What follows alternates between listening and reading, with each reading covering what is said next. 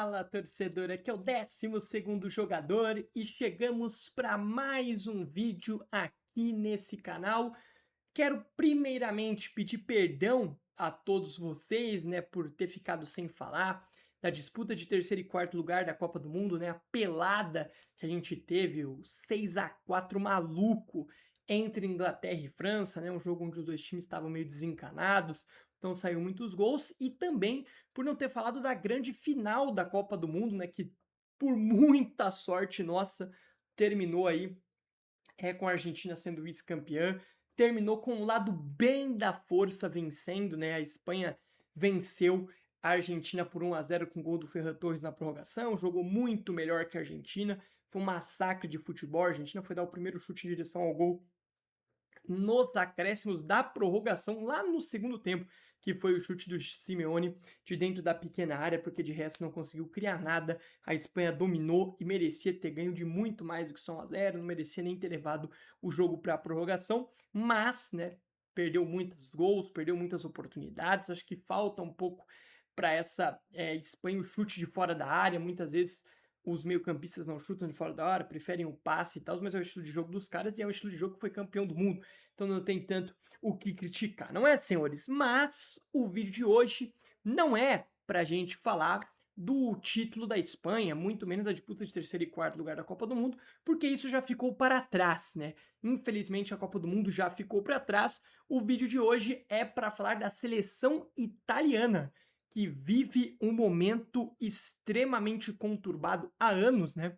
A última Copa que a Itália disputou foi aqui no Brasil em 2014. Então, assim, faz muitos e muitos anos, né? Mais de 10 anos que não temos uma das maiores campeãs do mundo, né? A Itália tem 4 títulos de Copa indo para a competição. Inclusive, em 2014, fez uma competição muito fraca aqui no Brasil.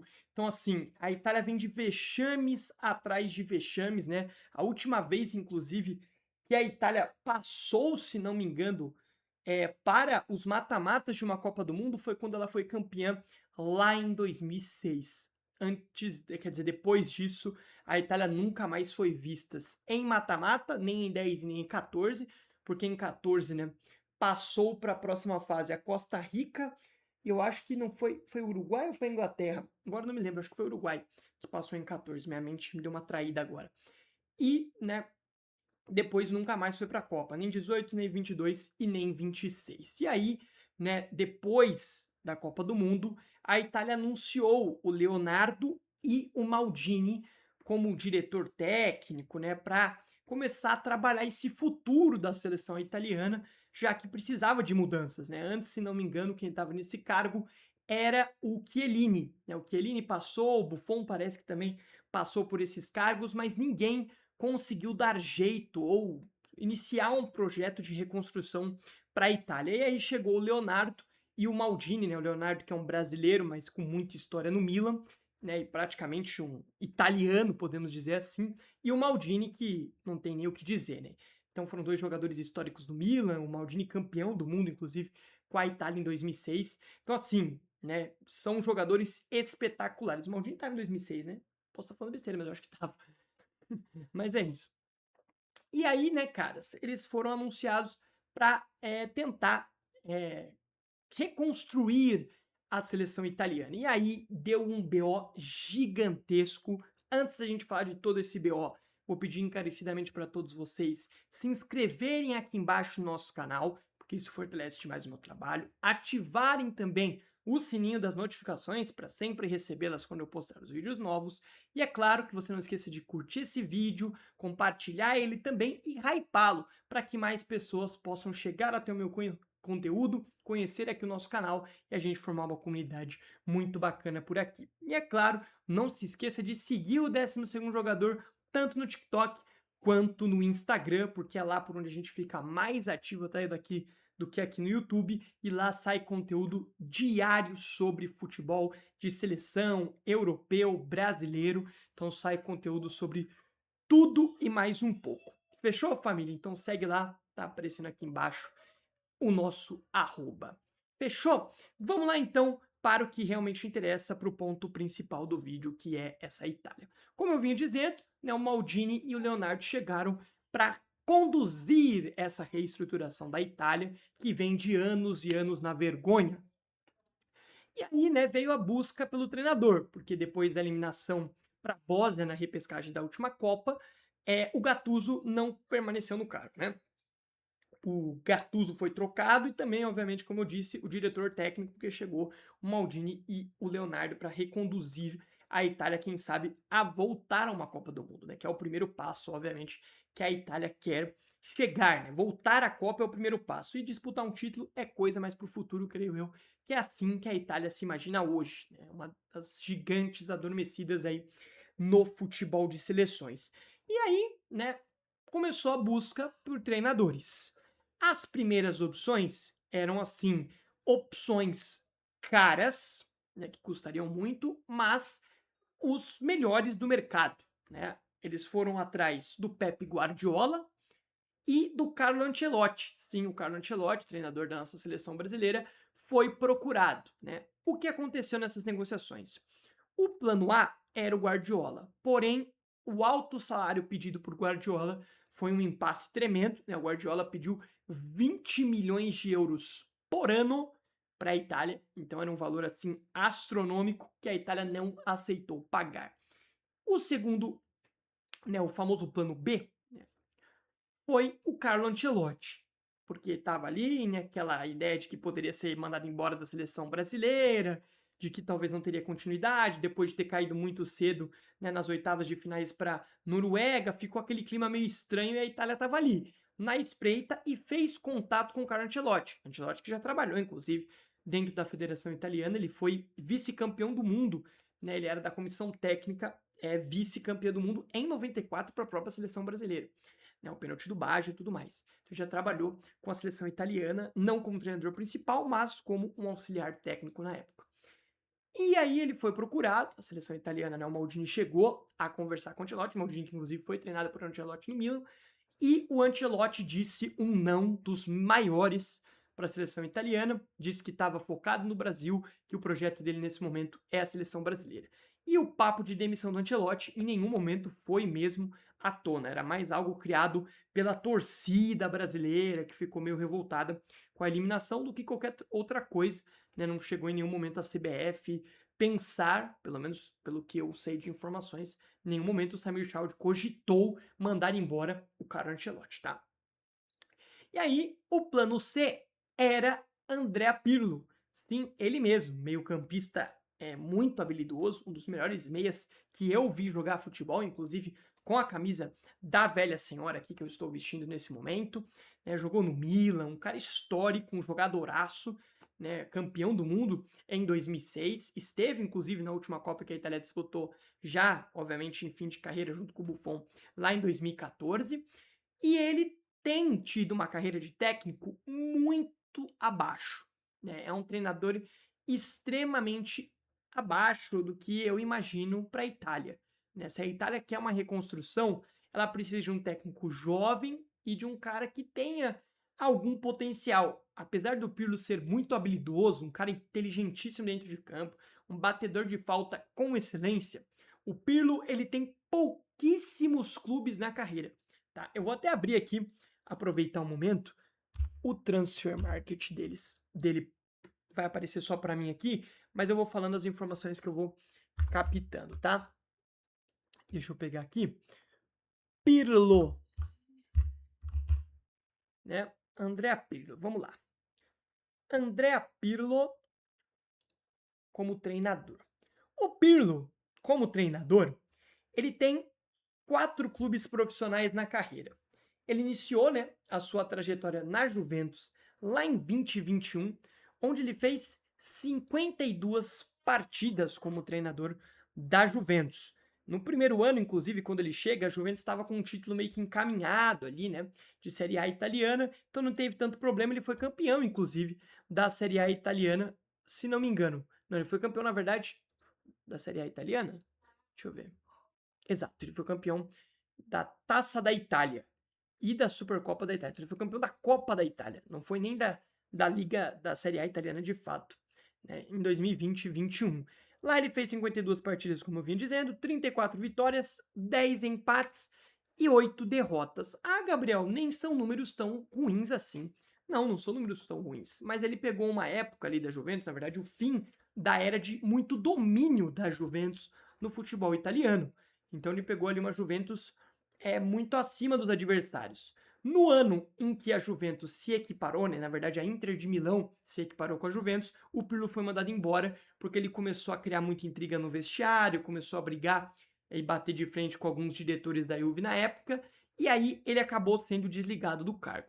Depois da Juventus, ele foi para o Karagümrük, time turco, tá? Que hoje joga a primeira divisão, mas se não me engano, no primeiro momento, o Pirlo assumiu eles quase caindo, uma coisa assim, ou estava na segunda divisão turca, não me lembro ao certo.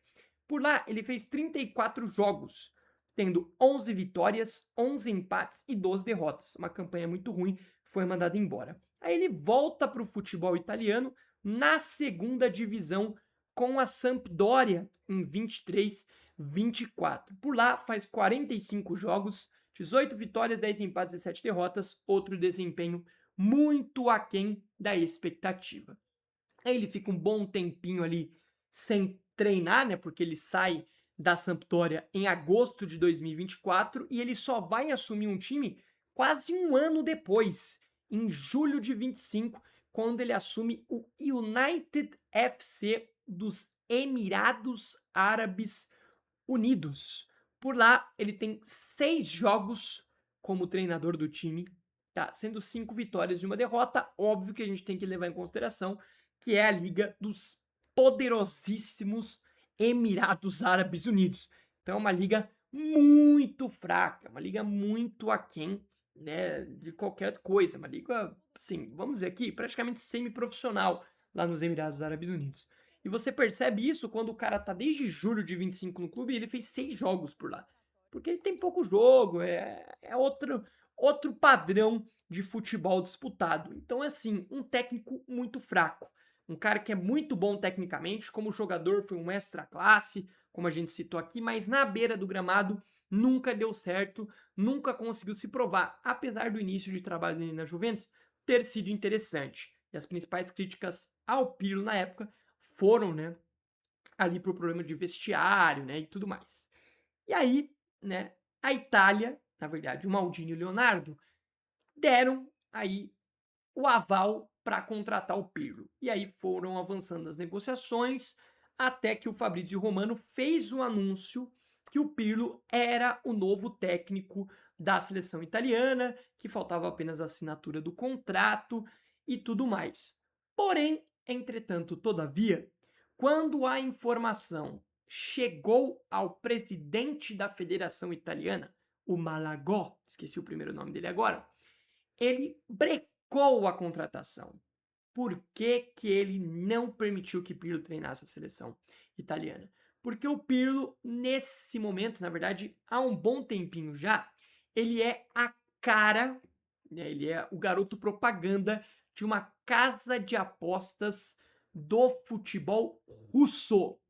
Então, ele é, né, ali um cara que faz propagandas, ele é o rosto de uma empresa russa.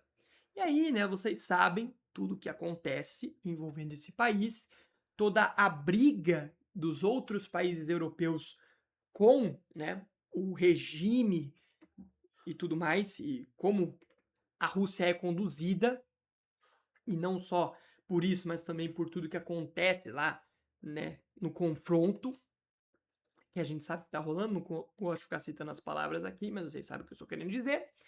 Então, por conta disso, ele não permitiu e não avançou com a negociação.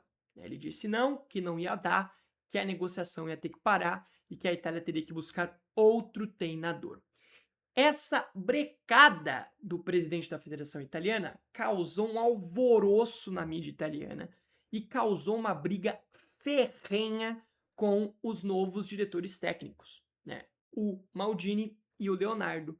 E no mesmo dia, né, que o Pirlo falou nas redes sociais que não estava mais indo para a Itália e tudo mais, postou lá algumas palavras, né, se explicando e tudo mais, dando um parecer, né, para todo mundo que segue ele, postou nas redes sociais. O Maldini, opa,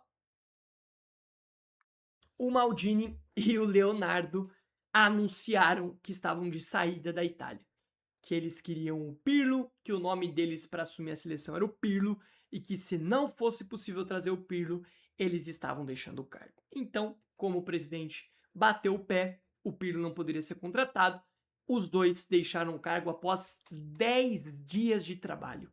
Uma completa loucura. A gente fala dos problemas da seleção brasileira, a gente fala que a nossa seleção está em maus lençóis, que a gente vive um período horroroso, né, no comando da CBF e tudo mais. Muitas vezes, né, nossa seleção foi deixada meio que de lado. E aí você vê a Itália, cara. O que a Itália tá passando é uma loucura, né?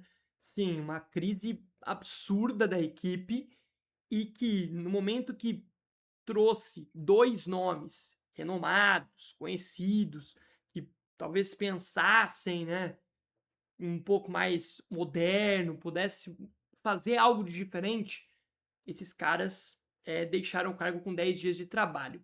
E para ser bem sincero, eu vou dizer aqui agora o meu lado e a minha opinião. Para mim, se o Maldini e o Leonardo viam o Pirlo como a solução para o projeto da Itália, eu até acho bom que eles não seguiram no cargo.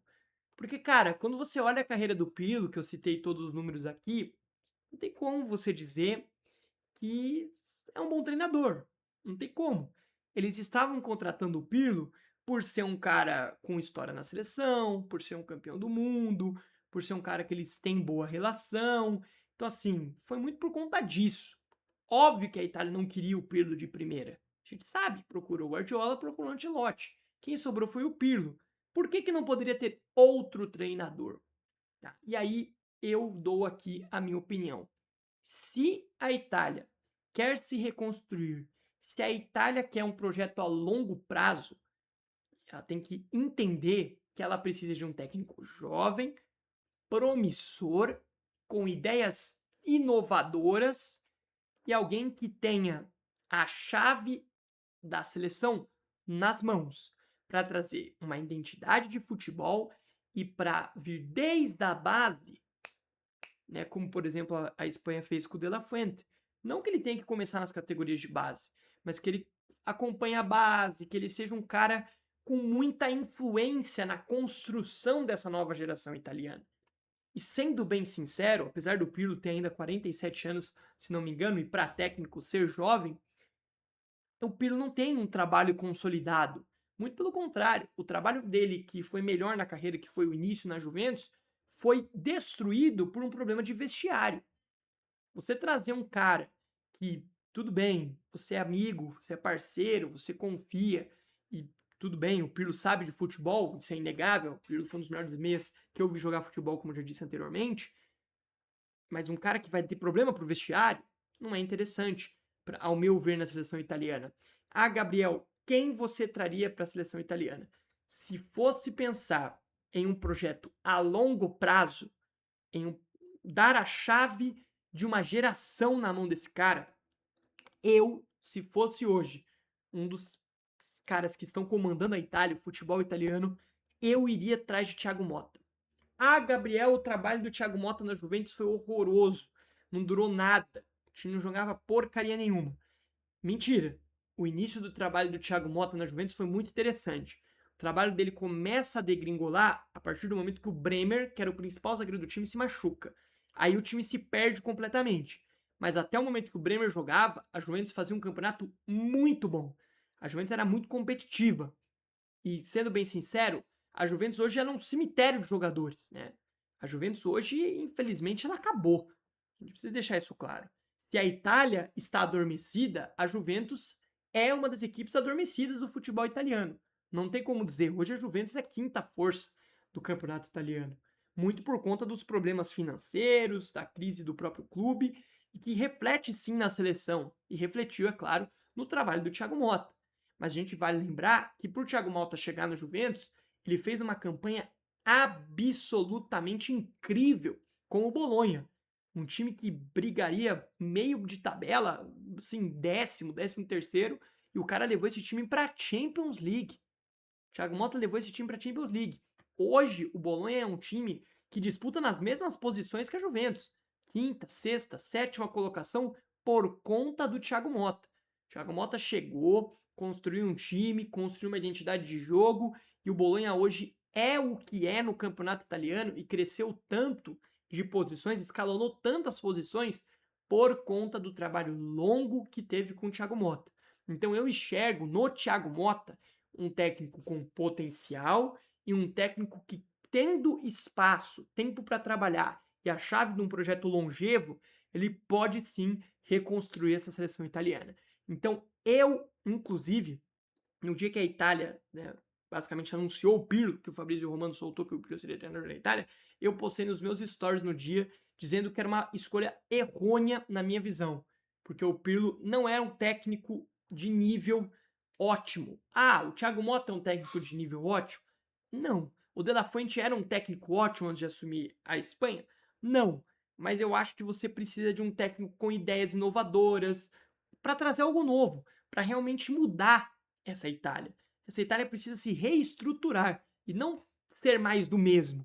Então é isso que eu enxergo, por isso eu vejo o Thiago Motta sendo mais interessante. No final das contas, sem Maldini, Leonardo e Andrea Pirlo, a seleção italiana, né, o presidente da Confederação Italiana, soltou a informação de que Roberto Mantini, quase falei aqui Roberto Martinez, o Roberto Mantini está apalavrado com a equipe e ele deve retornar ao cargo da seleção italiana. Gente, eu vou ser bem sincero aqui e agora é total a minha opinião.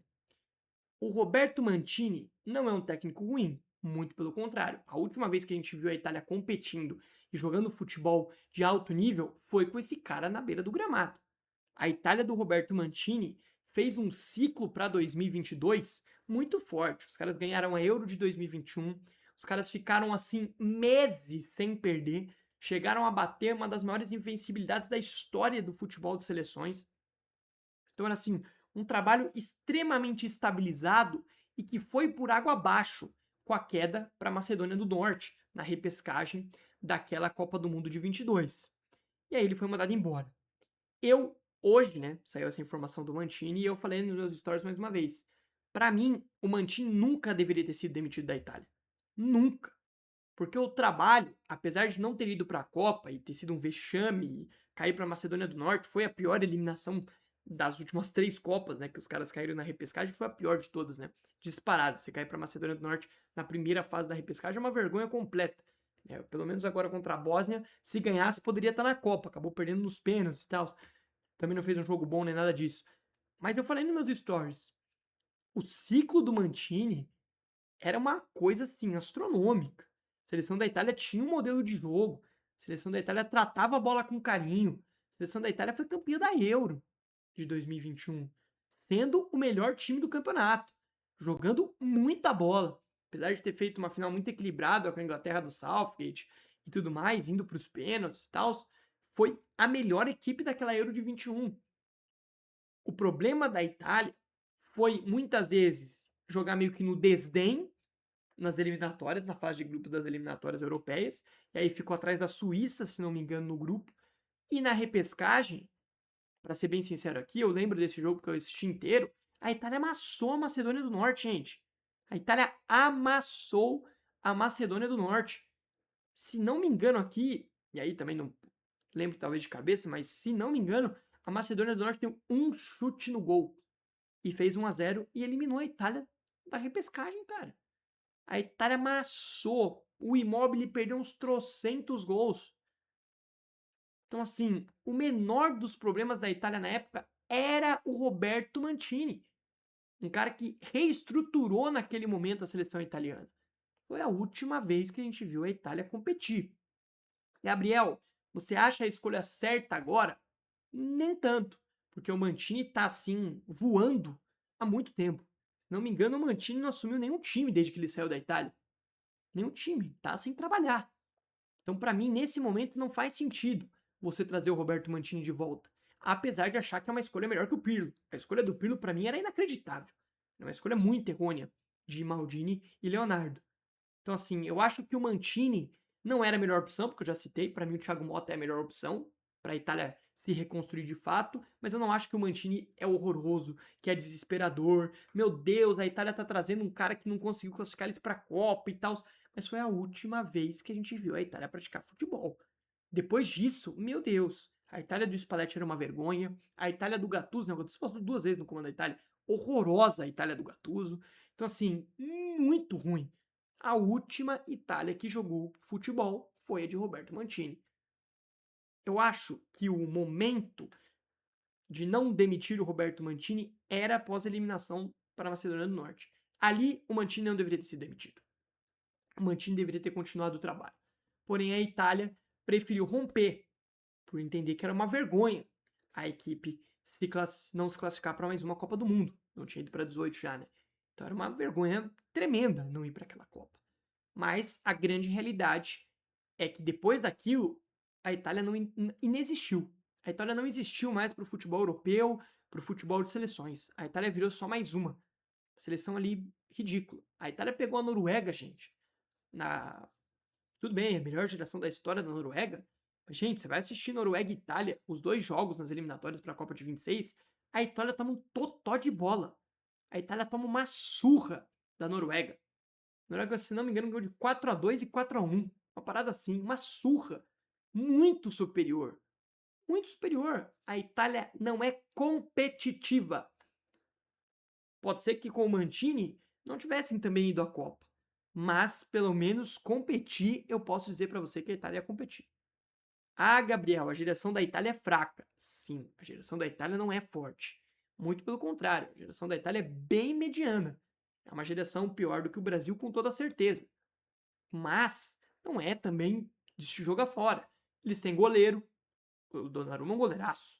Eles têm Bastoni na zaga, eles têm um dos melhores ala esquerdo do mundo, que é o Di Marco. Eles têm Barella, eles têm Locatelli, eles têm Fratesi, eles têm o Retegui no ataque, que é um fazedor de gols. Então, assim, tem opções. Tem opções. Tem um Indogue, né, do Tottenham também, que é um bom lateral esquerdo. Então, assim, eles têm nomes. Tem nomes. Tem o Palestra, que agora surgiu, né, jogando muito bem esse ano no Cagliari, já foi vendido ao Chelsea. Um baita ala direito, barra lateral. Então, assim, tem uma geração interessante. Você acha que o Roberto Mancini consegue fazer um bom trabalho? Eu, nesse momento, não consigo dar certeza. Se ele tivesse continuado desde 22, eu dava certeza. Eu tenho completa certeza que a Itália jogaria mais bola se tivesse com o Roberto Mancini desde lá. Como preferiu romper com ele em 22 e agora voltar com o rabinho entre as pernas para recontratá-lo, veremos o que vai ser. A minha opinião é uma só. O Maldini e o Leonardo estavam assim fazendo uma completa cagada de trazer o Pirlo. Basicamente, a casa de apostas, a Bet, salvou a Itália. Salvou o futuro da Itália. Eu posso estar muito errado, mas para mim, o Pirlo não ia conseguir reestruturar a Itália. De jeito maneira. Não ia. O Pirlo tem muito problema de vestiário e é um cara, assim, complicadíssimo de se lidar pelo que a gente tem de informações. Então, eu não acho que ele seria o nome correto. Além de ser um cara na beira do gramado fraquíssimo. O Pirlo não tem nenhum trabalho bom. Nenhum. Né? Um trabalho consolidado. Então, assim, eu acho que o Mancini é o nome de segurança para a Itália. Eu acho que o ciclo agora para 2030 deve ser muito melhor com o Mancini assumindo a seleção. Como eu disse, não era o meu nome. O meu nome seria Thiago Motta. Mas acho que de Pirlo para Mancini tem ali um degrau de elevação. Acho que a Itália consegue dar um respiro que eu não via acontecendo com o Pirlo. É claro que o torcedor italiano fica chateado, porque sonhou com Guardiola e com Ancelotti e vai acabar tendo o retorno de Mancini. Mas, se você pegar nesse curto período que você poderia estar com o Pirlo agora, o Mancini foi uma boa saída encontrada pela seleção italiana. Veremos se ele vai conseguir fazer essa Itália voltar a competir como ele fez no ciclo de 2022. Mas é isso. Deixa aí nos comentários se vocês concordam, se vocês discordam de tudo que eu falei nesse vídeo. Não esqueçam de curtir aqui o nosso conteúdo, de se inscrever aqui embaixo no nosso canal, de hypar o vídeo, de compartilhá-lo também para que mais pessoas possam chegar e assim a gente formar uma comunidade muito bacana. E também não se esqueça de seguir o 12º Jogador tanto no TikTok quanto no Instagram, que estão aparecendo aqui embaixo neste exato momento, para você ficar por dentro de tudo que acontece no mundo da bola. Fechou, família? A gente volta, creio eu, que é amanhã, tá? Pra gente falar da rodada do Brasileiro, ou na quinta-feira. Acho que quinta-feira a gente volta para falar da rodada 21 do Campeonato Brasileiro. Veremos como vai ser. Tô gravando esse vídeo na terça, mas ele vai sair na quarta, então tá certo. A gente vai voltar aí na quinta-feira para falar dos jogos do Brasileirão que vão rolar na quarta. Fechou, família? Só agradece a todos vocês. Até uma próxima. Valeu, fui e tchau!